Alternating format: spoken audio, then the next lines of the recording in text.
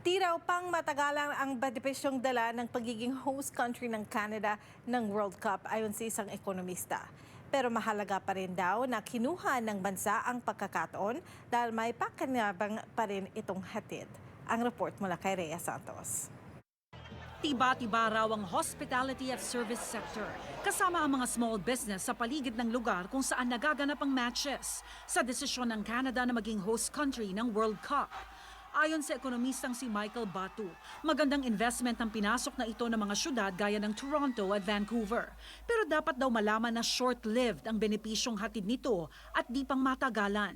Kasi dami ng tourist, sa hospitality, sa mga hotel, doon sila maki-check-in, kakain yan sa labas, sa mga restaurant. GST, right? So when you make a purchase, tax revenues, that goes to the provincial coffers, that goes to the federal coffers. Mga maliliit na mga business, kikita rin sila dyan, lalo na doon sa mga businesses na malapit, dyan sa venue. Di raw maikukumpara ito sa pag-host ng Olympics. Sa kaso ng World Cup, bagamat may daan-daang milyong dolyar na gasto sa mga syudad ng Vancouver at Toronto, minimal pa rin daw ito. If there are 3 countries, hinati nila yung cost. So yung total cost of hosting, imagine, pinaghatian ng 3 bansa yan. So you have Mexico, United States, and Canada. These BC place, right? I mean, yung dyan sa Vancouver, nandyan na yan even way before. So ang ginawa lang nila was to upgrade. Kaya medyo maliit yung cost as far as capital expenditures are concerned. Kasi wala kang itatayong bagong struktura.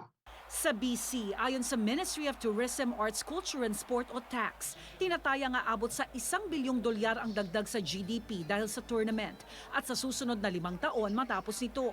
Bagay na pinuna ni Batu. My take on this is that they're overstating. Okay? And of course, they're doing this to build the case to the public that hosting this event is would incur benefits to the province.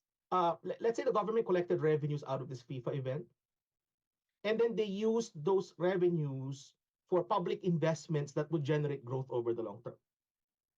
That might work, right? That might work. However, we have yet to see what those are, right? We have yet to see what those public investments are. Would they generate growth? Well, right now, nobody knows. Marahil ay abala raw ito sa ilan. May dala naman itong ambag lalo na pagdating sa employment. It doesn't happen often. O bibihira lang mangyari yan sa isang bansa. Baka nga sa lifetime natin, isang beses lang yan mangyari. So let's make the most out of it. Rhea Santos, Omni News, Vancouver.